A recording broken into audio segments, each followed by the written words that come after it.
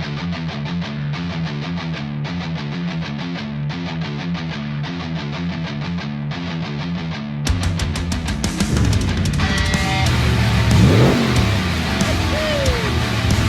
morning guys, we're here at the Holden Bottom Walk.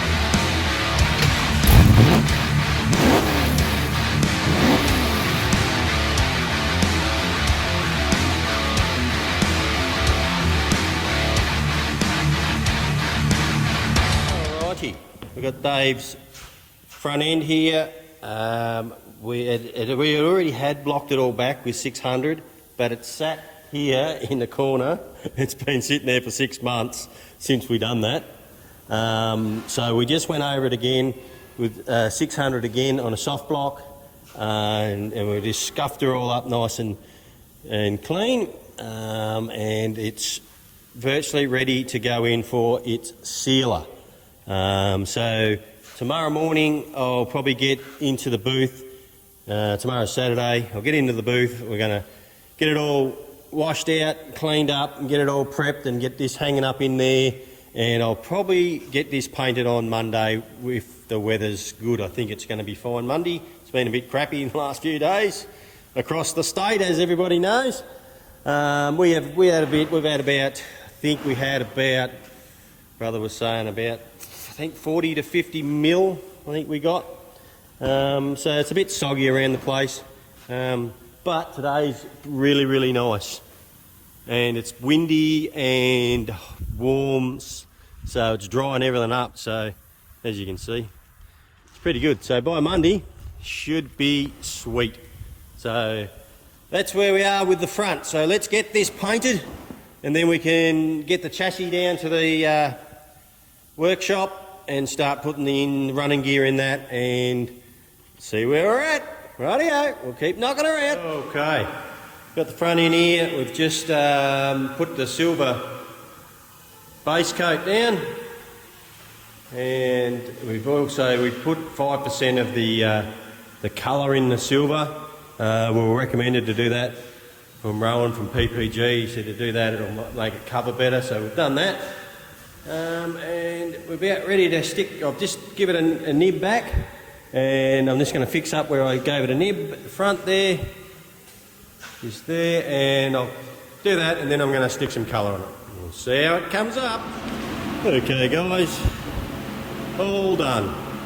So 4 coats of, oh there's a bug there, I need to kill it. Bastard. Yeah, so 4 coats of paint went on there, and a drop coat, and I nearly got, I think it was 5 coats of clear, 5 or 6 coats of clear. I just kept going till I had clear mixed up in a pot, so I kept going. So it might even be 6 coats of clear. This means it'll have a bit more of a wave in it. Pretty good. Doesn't look like there's any orange peel in it. There's a little bit of rubbish in it. Nothing I'm too worried about. It's looking pretty good. Pretty happy with that. So, alright, I'm pretty happy with it. It's pretty flat. I don't know if we can see down there. It's a bit hard with that light, but it doesn't look too bad. So I reckon I controlled the orange peel really pretty well. Made sure it was. I started off with 10% reducer on my first coat, and then I went to 20% reducer on the rest of them. Started off with 15 minutes wait time on the first coat, then I added 5 minutes to each wait time. Ended up being about a half an hour or so wait time. It's 29 degrees in here, so it's still warm in here. So, but I reckon I controlled the orange peel pretty good. It's a little bit in it. As I said, I'm no expert, but I'm pretty happy with it. Alrighty, we'll let that dry off. We'll give that a week, and we might look at polishing it, I think, see what brother reckons. Alright, we'll leave that as it is, and we'll go from there. Just stuck the front cob out in the sun out here, warm it all up. We're going to probably might rub the body back, because that can be polished. This here is going to need a couple of days to dry off. Look at that. It's pretty good. Look, there's a little bit of peel in it, or clear wave. Would you say call it clear wave? There's a little bit of peel in it. Look, I did the best I could, but it's not going to be much to cut out. It's not fucking huge. You can just see it in there. But it will have clear wave in it. It always does, doesn't it? Because it's like there's nearly 6 coats of clear we put on there because I had enough to do 6 coats. I'll block it out with 600 with a linear block. Yeah. Look at it in the sun. This is, I think this is the first time we've showed them with it in the sun, that colour. Yeah, it is. Because it was winter last time when we did the cab. But it's looking pretty good. Alright, we'll get some sandpaper on this thing at some stage and see what it comes up like. That we're going to have to give a week or two, let it really harden up. Alright, we'll keep fucking smashing around, see what happens.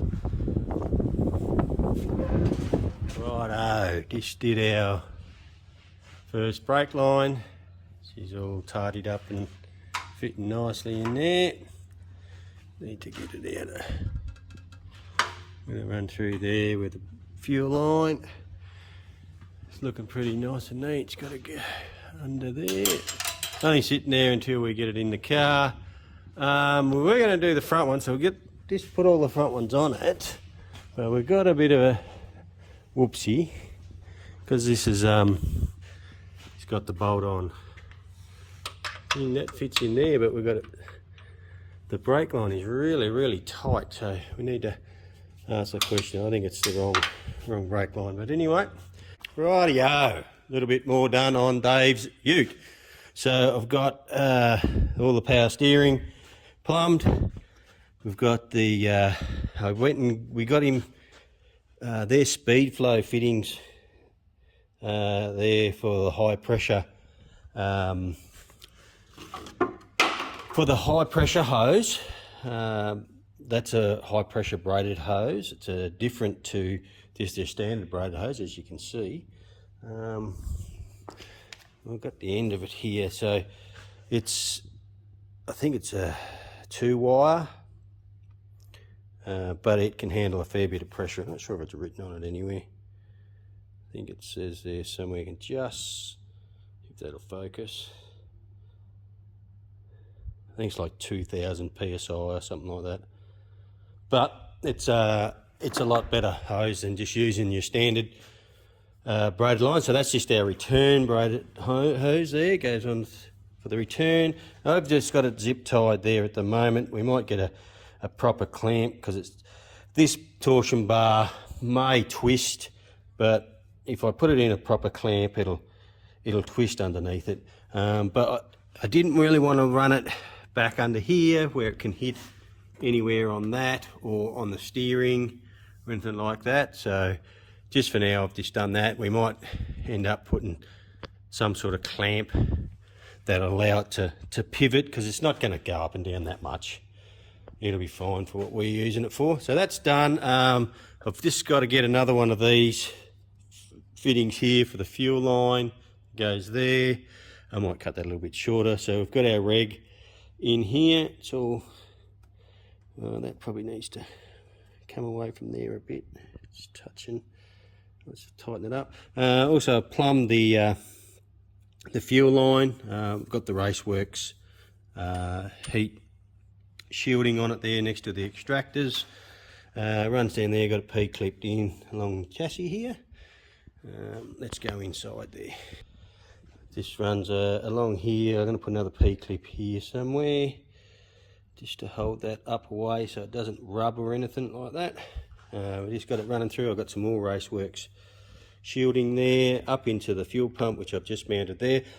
I hope that's going to work. I'm not sure of the gap between the back of the cab. I know we've got the blocks that will sit this high.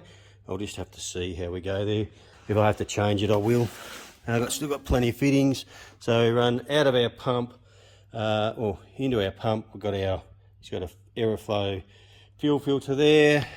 Just as I said, we've got an inch block, rubber block that's got to go here, which will give us clearance to all this, which is where the tray's got to go on and mount to there anyway. That's all right, we'll work that out. And I just haven't hooked this up yet. I've got to cut that to length and hook that up to the tank. The tank's got to come out so we can paint all this bracketry and everything. Just not sure whether I'm going to leave the breather like that or not at this stage. I do want it higher than the tank, so whether I'll come out of there and do a loop in the hose and then maybe make a bracket with it coming up in the corner just here, just sitting up under the tray. It may leak fuel out of there when he fills it right to the top. I don't think he'll ever fill it right at the tank. It's probably a 90 litre tank. I'll have a chat to him, see what he says. But we definitely need a breather on it, otherwise you're not going to be able to fill it properly, and it also causes a vacuum in the tank when you're sucking out of it. So anyway, we'll get to that stage. So there we go, a little bit more done today. Tail shaft's done. He's just got to go and pick that up. So now I've got all that plumbed, we can bring the cab down here and sit it on. So that'll be the next job. All right. This morning I'm just getting the cab ready to go. We're going to go and put it on the chassis. I was going to get the old KBS out this morning and KBS the whole floor, but I gave it a bit of a wash yesterday, scrubbed it up. It's got a little bit of overspray on it, I'm not too worried about that. I gave it a bit of a scratch up so I could do it, and I noticed it's been painted with some sort of rubber base deadener already. Doesn't feel like tar, but it's some sort of coating that's been put on it. So we decided not going to go put KBS over top of it, just in case it doesn't stick to it, and then it wants to lift all the underlay that we want to put in it. So yeah, we've got the Underdog. Pretty good shit, this stuff. Looks pretty like it. It goes down well. Righto, so we're going to whack that on here. I think we're going to go right up to the top, I think. Yeah, I think I will. I'll start from the filler line there and go all the way to here, and then I'll put some up there. All right, we'll see what it looks like.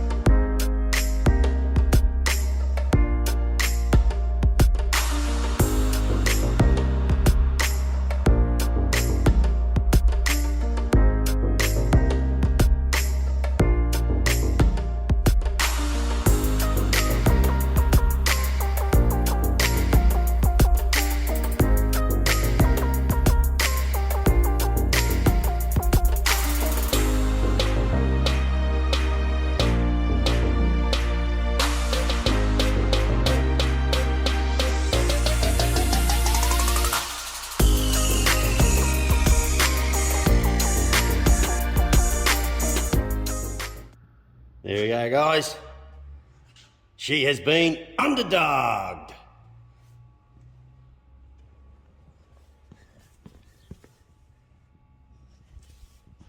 All right, she's all done.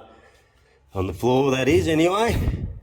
It's come up pretty reasonable. I've run out, but I do have some more down in the workshop. So when I take it down, I might do that down there. She needs a bit of a wash, but I might give it a tub before we take it down there. All right, done. Let's get her on the chassis. Alrighty then. Time has come. Cab is here. We're going to roll it back in to the hoist, lift it off, and then we'll roll the chassis back under it. So there we go.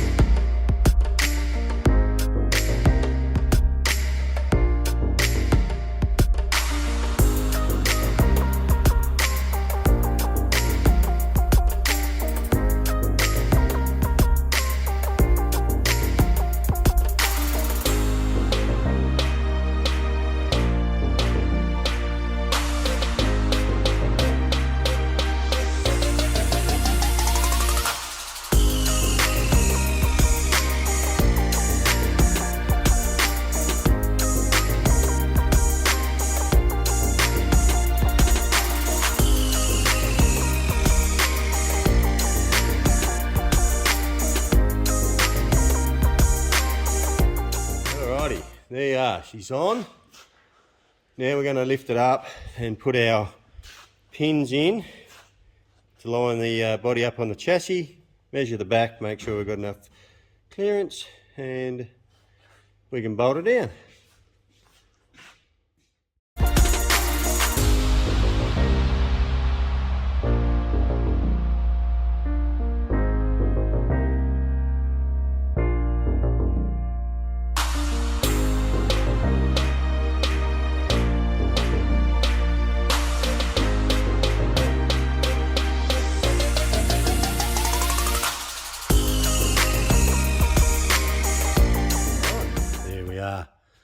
All on, went on without a glitch. As you saw, we put our pins in, get this thing to go right up. Our pins up, that bolt hole goes, lined it all up on both sides, and we got the gap down the back here the same on each side because they don't have the guide pins for the back on the tonners. So we'll get that around there. So we made sure it was 5mm gap there, and she's pretty straight. My fuel pump setup is going to work fine, plenty of clearance there. All that's all pretty good, and we've got it all running along there. Now just got to start putting everything else together on it. But I'll call that success at this stage, and pretty happy with that. Dave's coming around in a minute, gonna take a look, see what he thinks. Looking the goods. Now we can start piecing it together. I can start making a dash up, and got to do a customised dash. Yeah, so there we are. Dave's tonner is all happening, and I think he'll be pretty happy when he gets here. Alright, that's probably going to do it for this episode. Thanks for coming along and watching. Appreciate all the comments everybody's putting in. What are we? I think it's the 9th of December at the minute. That's done. We're onto the Z and Mako, getting them polished, fixing up a few little imperfections in some paint on the Z and stuff. I haven't been filming it, guys. It's probably just minor bullshit, little chips and stuff here. Just getting them ready for Nats, which is coming around quickly. All right, well, again, thanks for coming along and watching. If you haven't subscribed, please jump on and subscribe and hit the bell. Share it with your friends, and we'll see you next time. Cheers.